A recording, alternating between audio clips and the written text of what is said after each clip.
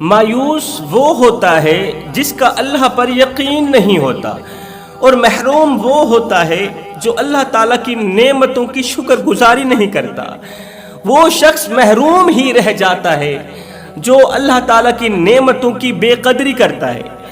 جوانوں، یاد رہے، جس نے سکھ میں اللہ کا شکر کیا، جس نے خوشی میں اللہ کو یاد کیا، اس نے دکھ میں اپنے رب کو قریب پایا، اس نے مصیبتوں کے وقت رب کو قریب پایا، اس نے آزمائشوں کے وقت، تنگیوں اور تکلیفوں کے وقت اپنے رب کو قریب پایا۔ اسی نے قریب پایا جس نے خوشی میں اللہ کو یاد کیا، جس نے سکھ میں اللہ کی شکر گزاری کی، اس نے دکھ میں اپنے رب کو قریب پایا۔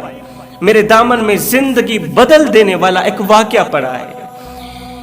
اس واقعہ کو سننے کے بعد آپ اپنی قسمت پر رشک کریں گے، آپ اپنی قسمت پر، اپنے نصیب پر، اپنے مقدر پر اور مقدر کے بنانے والے رب کی ذات پر بھی رشک کریں گے، رب کی محبت پر بھی رشک کریں گے۔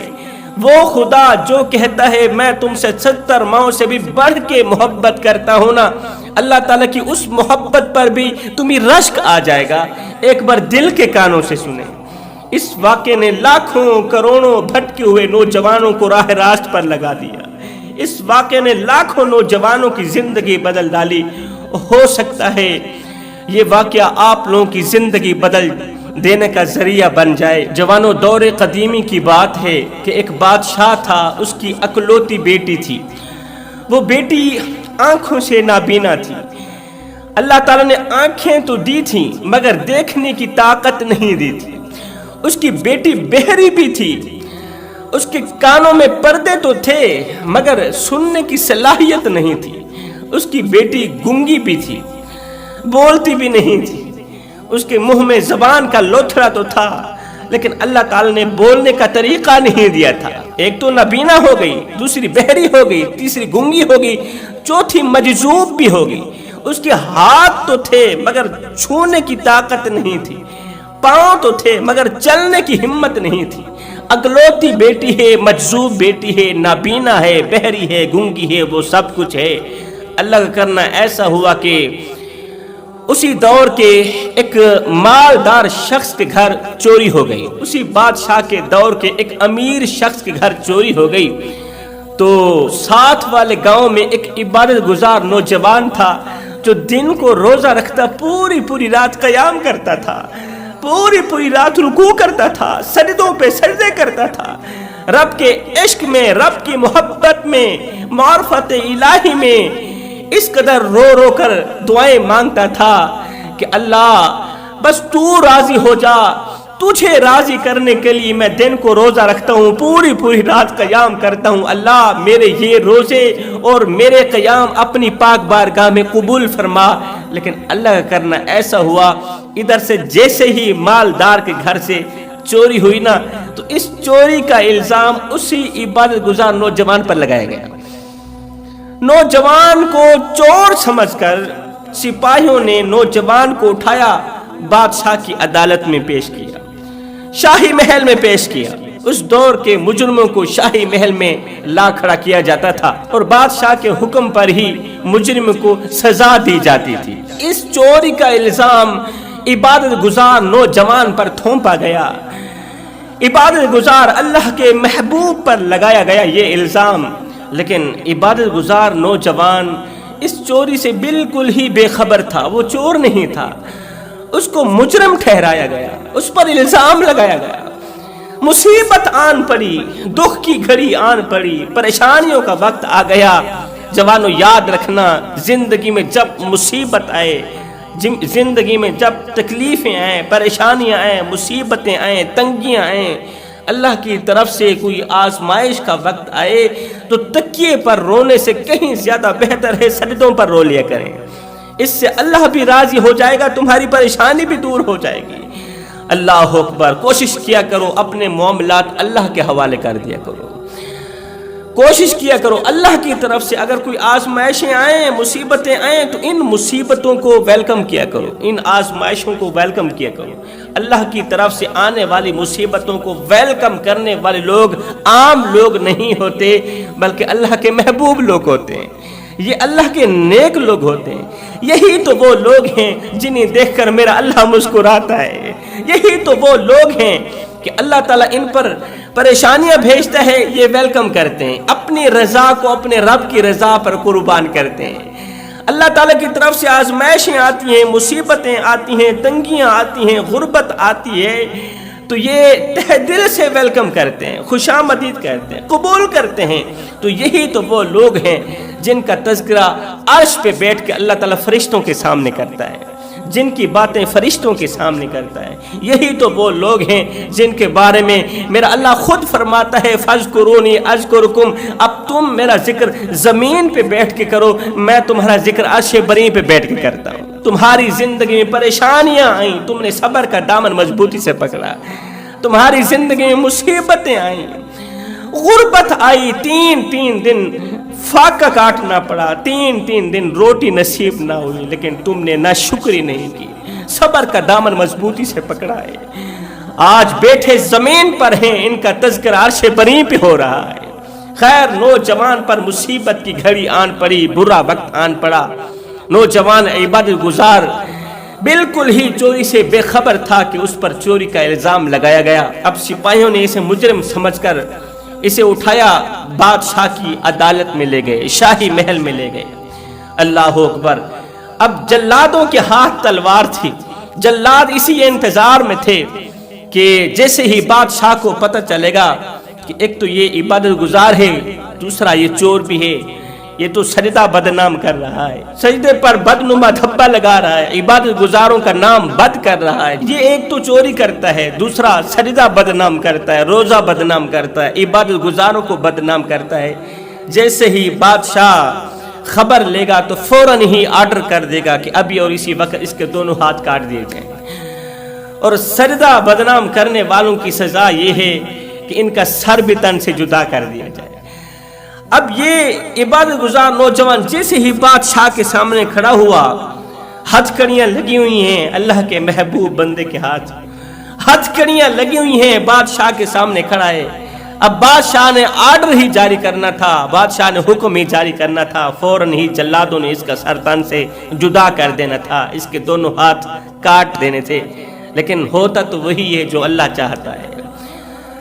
اللہ فرماتا ہے میرے بندے تو کرتا وہ ہے جو تو چاہتا ہے، پر ہوتا وہ ہے جو میں رب چاہتا ہوں۔ اے میرے بندے تو کرتا وہ ہے جو تو چاہتا ہے، پر ہوتا وہ ہے جو میں چاہتا ہوں۔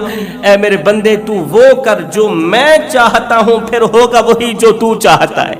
ایک بار تو اپنی چاہت کو میری چاہت پہ قربان کر کے تو دیکھ، پھر ہوگا وہی جو تو چاہتا ہے۔ ایک بار تو اپنی مرضی کو میں رب کی مرضی پہ قربان کر کے تو دیکھ، پھر تو جو کہتا جائے گا بس وہی ہوتا جائے گا۔ اب جلاد اسی انتظار میں تھے کہ بادشاہ حکم دے ابھی اور اسی وقت اس چور کا سر تن سے جدا کر دیا جائے۔ ایک تو یہ سجدہ کرتا ہے، دوسرا سجدہ بدنام کرتا ہے چوری کر کے، عبادت گزاروں کا نام بدنام کر رہا ہے یہ شخص۔ اتنے میں بادشاہ اپنے فیصلے کی طرف بڑھا۔ بادشاہ نے کہا او چور، ایک تو سجدہ کرتا ہے، دوسرا چوری کر کے سجدہ بدنام کرتا ہے، عبادت گزاروں کا نام بدنام کرتا ہے۔ اے چور، تجھے چوری کی بہت بڑی سزا دی جائے گی، تجھے اس چوری کی بہت بڑی سزا دی جائے گی، اور وہ سزا جو اس سے پہلے کسی مجرم کو نہیں دی گئی۔ بادشاہ کی یہ آواز سنتے ہی، بادشاہ کا یہ فیصلہ سنتے ہی جلادوں نے نیام سے تلوار نکال لی، ابھی اور اسی وقت اس کا سر تن سے جدا کر دیں گے۔ لیکن دل کے کانوں سے سنیے، بادشاہ کا اگلا فیصلہ سنتے ہی جلادوں کے ہاتھوں سے تلواریں گر پڑی۔ بادشاہ کا اگلا فیصلہ سنتے ہی جلاد حیران رہ گئے، سر پیٹنے لگے۔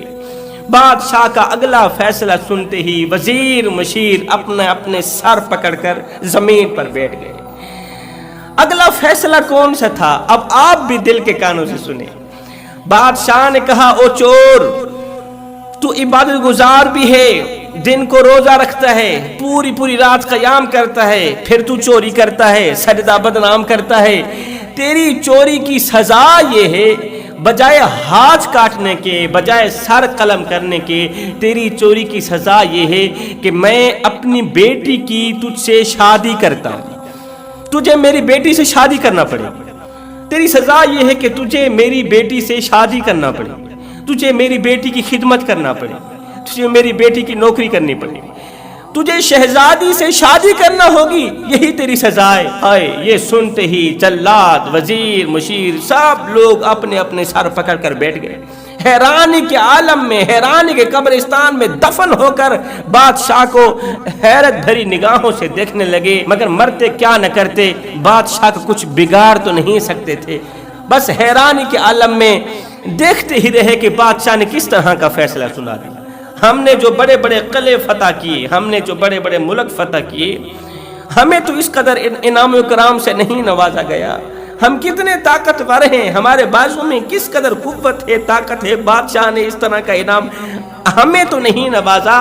और एक चोर है 2 टके का, इतना बड़ा मुजरिम, इतना बड़ा पापी, इतना बड़ा गुनहगार, इतना बड़ा चोर, एक तो ये चोरी करता है, दूसरा सजदा बदनाम करता है। बजाय इसका सर कलम करने के बादशाह ने किस तरह का ऑर्डर दे दिया, किस तरह का फैसला सुना दिया कि तुझे मेरी बेटी से शादी करना पड़ेगी।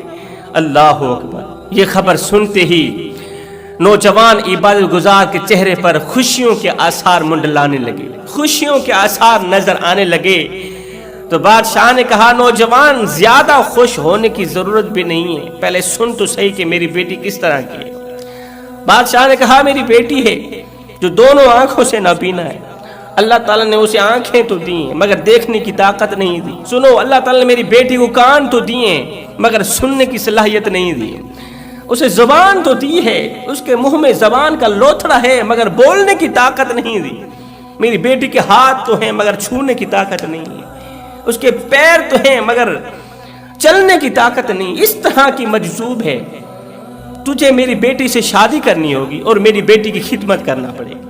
उस नौजवान इबादत गुजार ने कहा, बादशाह सलामत, आपका हुक्म सर आंखों पर, लेकिन मैं अल्लाह की बंदगी करूंगा, अल्लाह की इबादत करूंगा, ये तेरी बेटी की नौकरी करूंगा, ये तेरी बेटी की खिदमत करूंगा।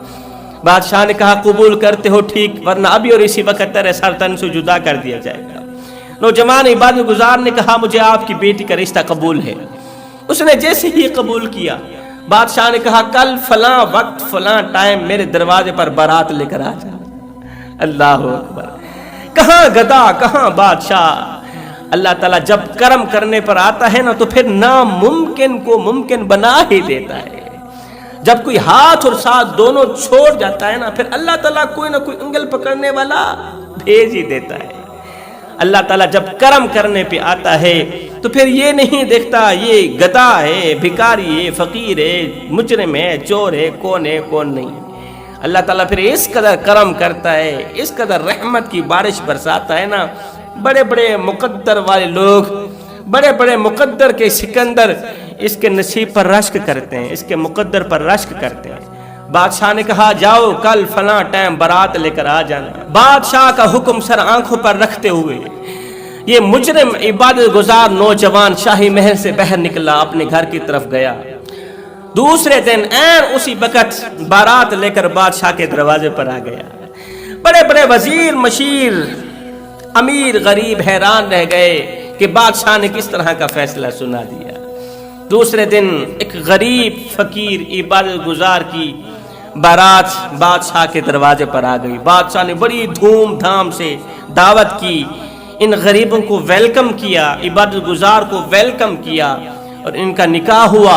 बादशाह ने अपनी खूबसूरत बेटी को, मजजूब बेटी को, नाबीना बेटी को, बहरी को इस नौजवान इबादत गुजार के साथ रुखसत कर दिया।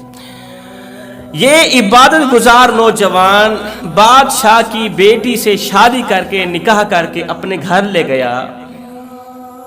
कमरे के अंदर दाखिल हुआ। अजीज व अकारिब ने, औरतों ने इसकी खूबसूरत दुल्हन को कमरे के अंदर बिठाया। जब ये इबादत गुजार नौजवान खुद कमरे के अंदर दाखिल हुआ, उस वक्त बीवी के अलावा और कोई नहीं था। जैसे ही अपनी शरीक हयात के साथ बैठा, جیسے ہی اس کے سر سے اس کے چہرے سے گھونگھٹ ہٹایا تو شریک حیات نے اسے دیکھا، دیکھتے ہی دیکھتے وہ بسم اللہ پڑھنے لگی، دیکھتے ہی دیکھتے اس کی جان میں جان آ گئی۔ نوجوان کو دیکھتے ہی دیکھتے محبت بھرے الفاظ بولنے لگی، پیار بھرے جملے بولنے لگی۔ نوجوان کو دیکھتی ہے، بولتی ہے، نوجوان کے ہاتھ پکڑ کر اس نے 2-4 بوسے دیے، چلنے لگی، پھرنے لگی۔ ہے نوجوان کے ذہن میں وسوسہ پیدا ہونے لگا کہ کہیں بادشاہ نے غلطی میں آ کر مجذوب بیٹی کی جگہ کسی اور بیٹی کو تو نہیں بھیج دیا، کہیں ایسا نہ ہو بادشاہ سے کوئی غلطی ہو گئی ہو، میرے سسر سے کوئی غلطی ہو گئی ہو، اس نے مجذوب بیٹی کو میرے ساتھ نہ بھیجا ہو اور دوسری بیٹی کو بھیج دیا ہو جو صحت مند ہو۔ اس سوچ کی بنیاد پر وہ دلہن کے کمرے سے باہر نکلا، ننگے پاؤں دوڑتے ہوئے باہر نکلا، دوڑتا چلا جا رہا ہے۔ کہاں جا رہا ہے؟ بادشاہ کی چوکھٹ پر جا رہا ہے۔ کیوں جا رہا ہے؟ یہ پوچھنے کے لیے کہ بادشاہ سلامت، آپ کی بیٹی تو مجذوبہ تھی، آپ کی بیٹی تو نابینا تھی، جس کا مجھ سے نکاح ہوا وہ تو بہری تھی، وہ تو گونگی تھی، مگر یہ تو بول رہی ہے، یہ تو دیکھ رہی ہے، اس کے ہاتھ پاؤں سلامت ہیں، مگر مجھ سے جس کا نکاح ہوا اس کے ہاتھ پاؤں تو سلامت نہیں تھے نا، وہ تو مجذوب تھی، ہاتھ تو تھے مگر ہاتھوں میں چھونے کی طاقت نہیں تھی۔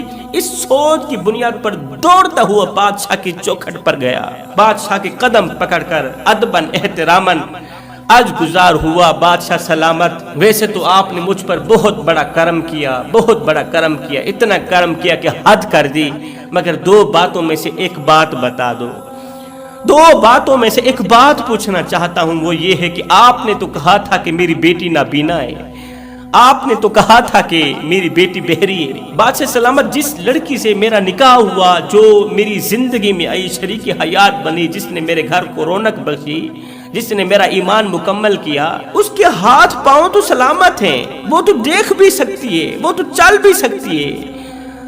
آپ نے کہا تھا کہ وہ نابینا ہے، وہ نابینا تو نہیں ہے۔ اب بادشاہ نے کہا کہ اس رات سے پردہ ہٹا ہی دوں، اس کو اپنی حکمت سے آگاہ کر ہی دوں کہ میرے کہنے میں کون سی حکمت پوشیدہ تھی۔ میں نے جو کہا تھا کہ میری بیٹی نابینا ہے، بہری ہے، اس میں کون سا راز پوشیدہ تھا؟ تو بادشاہ نے اس بیٹے کے کندھے پر ہاتھ رکھتے ہوئے کہا، میرے داماد، حقیقت یہ ہے کہ نہ تو میری بیٹی بہری تھی، نہ وہ گونگی تھی، نہ مجذوبہ تھی۔ حقیقت یہ تھی، میں نے جو تجھے کہا تھا کہ میری بیٹی نابینا ہے، وہ نابینا اس لیے تھی کہ اس نے زندگی میں جب سے اس نے بلاغت کی دہلیز پر قدم رکھا، جب سے وہ عاقلہ ہوئی، تب سے لے کر آج تک اس نے کسی غیر محرم کو اپنی نظروں سے نہیں دیکھا، کسی غیر محرم کو ان نگاہوں سے نہیں دیکھا، ان آنکھوں سے نہیں دیکھا۔ اس لیے میں نے کہا تھا کہ میری بیٹی نابینا ہے، میری بیٹی دونوں آنکھوں سے نابینا ہے، اس لیے کہ اس نے آج تک کسی غیر محرم کو دیکھا ہی نہیں ہے۔ میں نے جو کہا تھا کہ وہ بہری بھی ہے، اس نے آج تک جب سے پیدا ہوئی ہے آج تک ماں باپ کے علاوہ، بہن بھائیوں کے علاوہ کسی غیر محرم کی آواز نہیں سنی، ان کے کانوں نے کسی غیر محرم کی آواز نہیں سنی۔ میں نے جو کہا تھا کہ میری بیٹی بول نہیں سکتی، وہ گونگی ہے، وہ بول نہیں سکتی، وہ اس لیے کہا تھا کہ جب سے میری بیٹی پیدا ہوئی تب سے لے کر آج تک اس نے کسی غیر محرم سے کلام نہیں کیا، نہ تو اس نے کسی غیر محرم کو دیکھا ہے، نہ تو چھوا ہے، نہ تو کسی کی طرف چل کر گئی ہے، نہ تو کسی غیر محرم سے اس نے کلام کیا۔ اس لیے تو میں نے کہا تھا، اسی وجہ سے کہا تھا، تو سمجھ نہ سکا کہ میری بیٹی نابینا بھی ہے، اندھی بھی ہے، بہری بھی ہے، سب کچھ ہے۔ یہ سنتے ہی عبادت گزار نوجوان ایک بار پھر سے سجدے میں گر پڑا، اللہ تعالیٰ کی شکر گزاری بجا لانے لگا۔ اللہ تیرا لاکھ لاکھ شکر ہے، جو میں چاہتا تھا وہی تو نے کیا، کیونکہ تیرا وعدہ تھا نا کہ جو اپنی چاہت کو میری چاہت پہ قربان کر دیتا ہے پھر وہی ہوتا ہے جو اسی کی چاہت ہوتی ہے، پھر میں اپنے محبوب کی چاہت کو پورا کرتا ہوں۔ نوجوان عبادت گزار نے کہا، بادشاہ سلامت، دوسری بات بھی بتا دو کہ میں تو مجرم بن کر آپ کی عدالت میں پیش ہوا تھا، میں تو مجرم قرار دیا گیا تھا، چور قرار دیا گیا تھا، آپ نے بجائے مجھے سزا دینے کے، بجائے میرا ہاتھ کاٹنے کے اتنا بڑا انعام دے دیا۔ اس میں کون سی حکمت پوشیدہ تھی؟ اس میں کون سا راز پوشیدہ تھا کہ میں چور تھا، بجائے میرے ہاتھ کاٹنے کے، بجائے مجھے سزا دینے کے آپ نے مجھے اتنے بڑے انعام سے نوازا، مجھے بیٹی کا ہاتھ دے دیا۔ تو یہ سن کر بادشاہ نے کہا، بیٹے حقیقت یہ ہے، ماجرا یہ ہے، راز یہ ہے کہ میری بیٹی بہت بڑی عبادت گزار تھی، میری بیٹی متقی پرہیزگار تھی، میری بیٹی دوسری لڑکیوں کی طرح نہیں تھی، یہ دن کو روزہ رکھتی، پوری رات قیام کرتی تھی، زمانے کی عورتوں میں سب سے زیادہ حسین و جمیل تھی۔ میں ہر وقت بیٹی کے اچھے رشتے کے لیے پریشان رہتا تھا کہ میں بیٹی کا رشتہ ایک ایسی جگہ پر کروں کہ جس طرح میری بیٹی عبادت گزار ہے، جس طرح میری بیٹی اللہ کی محبوبہ ہے نا، اسی طرح اس کا شوہر بھی اللہ کا محبوب ہونا چاہیے، اس کا شوہر بھی عبادت گزار ہونا چاہیے۔ اس سوچ کی بنیاد پر میں ہر وقت پریشان رہتا تھا، اس قدر پریشان رہتا تھا کہ میں اس کی شادی وزیروں مشیروں سے تو کر نہیں سکتا، رشتہ داروں سے تو کر نہیں سکتا، کیونکہ میرے رشتہ داروں میں میری بیٹی کے برابر جتنا کوئی عبادت گزار نہیں ہے، اس لیے میں بیٹی کے رشتے کے لیے پریشان رہتا تھا۔ ایک رات میں پریشانی کے عالم میں گم سم تھا، اچانک میری آنکھ لگی، نیند آئی، خواب میں کسی کہنے والے نے کہا، بادشاہ اپنی عبادت گزار بیٹی کے رشتے کے لیے پریشان نہ ہو، عبادت گزار اپنی نیک بیٹی کے رشتے کے لیے پریشان نہ ہو، کل تیری عدالت میں جو سب سے پہلا مجرم آئے بس اسی مجرم سے اپنی بیٹی کی شادی کر دینا، اسی مجرم کو بیٹی کا ہاتھ دے دینا۔ میں نے کہا، یہ آپ کیا کہہ رہے ہو؟ بھلا کوئی مجرم کے ہاتھوں بھی اپنی بیٹی دیتا ہے؟ اور پھر وقت کا بادشاہ ہو، بڑے مقام و مرتبے والا ہو، بڑے سٹیٹس والا ہو، یہ کام تو اس کے لیے بڑا مشکل بن جائے گا کہ وہ اپنی بیٹی کو ایک مجرم کے ہاتھ کیسے دے سکتا ہے؟ تو کسی کہنے والے نے کہا، وہ مجرم نہیں ہوگا، وہ چور نہیں ہوگا، وہ چوری سے بالکل بے خبر ہوگا، اس نے اللہ کی طرف سے دی گئی آزمائش کو ویلکم کیا ہوا ہوگا، اللہ کی طرف سے دیے گئے اس برے وقت کو ویلکم کیا ہوا ہوگا، وہ چور نہیں ہوگا، بس تم اسی چور کے ہاتھ اپنی بیٹی کا رشتہ دے دینا۔ بیٹے پھر کیا تھا، جیسے ہی صبح ہوئی تو میں چور کے انتظار میں تھا، میں تیرے جیسے مجرم کے انتظار میں تھا کہ مجرم کب میری عدالت میں پیش ہوگا، کب میری عدالت میں داخل ہوگا، مگر جیسے ہی تیرے جیسے مجرم نے میری عدالت کے اندر اپنا قدم رکھا، جیسے ہی میں نے تیری پیشانی کو دیکھا تو تیری پیشانی سے مجھے نور جھلکتا ہوا نظر آیا، تیری پیشانی چمکتی ہوئی نظر آئی، میں سمجھ گیا کہ میری بیٹی کے قابل یہی مجرم ہے، میں سمجھ گیا کہ میری بیٹی کو جس انسان کی تلاش ہے نا، وہ انسان کوئی اور نہیں ہے، وہ یہی ہے۔ ہائے، یہ سنتے ہی عبادت گزار کہنے لگا، بادشاہ سلامت، میرے اللہ نے اس وقت میرا ساتھ دیا کہ جب چاروں طرف مجھے ہار نظر آ رہی تھی، میرے اللہ نے اس وقت میرا ساتھ دیا کہ جب چاروں طرف مجھے میری شکست نظر آ رہی تھی، جب چاروں طرف موت نظر آ رہی تھی، جب چاروں طرف ہار نظر آ رہی تھی۔ بادشاہ نے کہا، وہ کیسے؟ اب فقیر اللہ والے نوجوان عبادت گزار نے کہا، بادشاہ سلامت، میں ہر وقت، ہر گھڑی، ہر لمحے، دن رات اللہ کے حضور دعائیں مانگتا تھا، اللہ تو مجھے کوئی ایسی شریک حیات عطا کر جو میری طرح کی عبادت گزار ہو، میری طرح جو نماز سے لذت حاصل کرتی ہو، سکون حاصل کرتی ہو۔ اللہ اکبر، میری طرح کی عبادت گزار مجھے عطا کر دے، میری شریک حیات میری طرح کی عبادت گزار ہو، جو دن کو روزہ رکھے، پوری رات میرے ساتھ بیٹھ کے ایک ہی مصلی پر ہم عبادت کریں، قیام کریں، رکوع و سجود کریں، یہاں تک کہ تیری نعمتوں کی شکر گزاری کریں اور تیری نعمتوں کی ہم سے شکر گزاری ہو جائے۔ اللہ تو میری دعا قبول فرمانا، اللہ تو اپنے نیک بندے کی دعا قبول فرمانا۔ بادشاہ، اللہ نے میری دعا کو قبولیت کا شرف عطا کیا، اور میں نے یہ بھی سن رکھا تھا کہ دنیا میں ایک بادشاہ کی بیٹی ہی ہے جو میری طرح کی عبادت گزار ہے، جو دن کو روزہ رکھتی ہے پوری پوری رات عبادت میں مصروف رہتی ہے، پوری پوری رات نماز میں مصروف رہتی ہے۔ میں نے یہ بھی سن رکھا تھا، مگر میں سوچتا تھا کہ بادشاہ کہاں گدا کہاں، میں گدا وہ بادشاہ، میرا ان سے ملاپ کیسے ہو سکتا ہے، میری ان سے رشتہ داری کیسے ہو سکتی ہے؟ بادشاہ سلامت، تیری شہزادی کو حاصل کرنا میرے لیے بہت ہی ناممکن تھا، مگر جب اللہ چاہے تو ناممکن کو ممکن بنا ہی دیتا ہے۔ میرا رونا، میرا گڑ گڑانا، میری دعا رنگ لے آئی، اس طرح کی رنگ لے آئی کہ میرا نکاح اسلام کی مقدس شہزادی سے ہو گیا۔ پھر بادشاہ نے کہا بیٹے آؤ پھر ہم مل کر اللہ تعالیٰ کی شکر گزاری کرتے ہیں کہ اللہ تعالیٰ نے ہمارا گڑ گڑانا اپنی پاک بارگاہ میں قبول کیا، ہمارا رونا اپنی پاک بارگاہ میں قبول کیا اور ہمیں ایک دوسرے سے ملا دیا۔ جوانوں، زندگی میں جب برا وقت آئے، پریشانیوں کا وقت آئے، غمیوں کا وقت آئے، تو اپنے معاملات، اپنی پریشانیاں، یہ تمام چیزیں، اپنی تکلیفیں، سب کچھ اللہ کے حوالے کر دیا کرو۔ اچھا وقت بھی اللہ کے حوالے کر دو، برا وقت بھی اللہ کے حوالے کر دو۔ برے وقت میں صبر کا دامن مضبوطی سے پکڑو۔ جب ہاتھ اور ساتھ دونوں کوئی چھوڑ جاتا ہے نا، پھر اللہ تعالیٰ انگل پکڑنے والا کوئی نہ کوئی بھیج ہی دیتا۔